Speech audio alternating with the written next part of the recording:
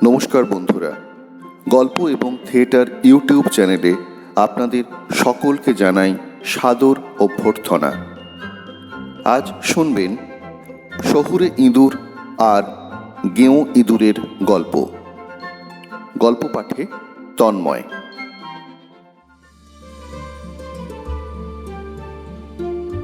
এক শহরে একজন ধনী লোকের বাড়িতে থাকতো একটা ইঁদুর। এই ইঁদুরটার কয়েকজন বন্ধু থাকতো এক গ্রামে। একদিন গ্রামের ইঁদুররা তাদের শহরের ইঁদুর বন্ধুকে তাদের গ্রামে এসে কয়েকটা দিন কাটিয়ে যাওয়ার জন্য নেমন্তন্ন করলো। শহরের ইঁদুরটি যথাসময়ে তার গ্রামের বন্ধুদের আস্তানায় এসে উপস্থিত হলো। গেঁয়ো ইঁদুররা তাকে দেখে বলল, বন্ধু, তুমি যে শেষ পর্যন্ত আমাদের এখানে এলে তাতে আমরা খুব খুশি হয়েছি। যাক, বেলা এখন দুপুর, খাবার দাবারও তৈরি। এসো এসো, সকলে মিলে খেতে বসা যাবে। খেতে খেতে গল্প সল্প করা যাবে। পরে তোমাকে আমাদের গ্রামটা ঘুরিয়ে দেখাবো। খেতে বসে তাদের অতি সাধারণ খাবার দাবার দেখে শহুরে ইঁদুর বলল, কিছু মনে করো না ভাই, এসব খাবার আমি খেতে পারবো না।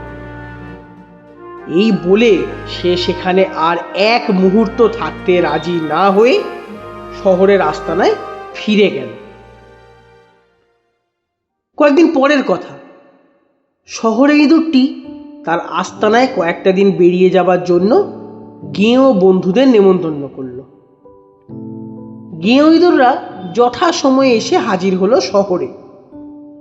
ধনী লোকটি এবং তার পরিবারের রাতের খাবারের পাট চুকে গেলে শহুরে ইঁদুরটি বন্ধুদের নিয়ে তার আস্তানা থেকে বেরিয়ে এসে টেবিলে উঠে বাকি যেসব খাবার দাবার পড়েছিল সকলে মিলে সেসব দিয়ে মহাভোজ লাগিয়ে দিল।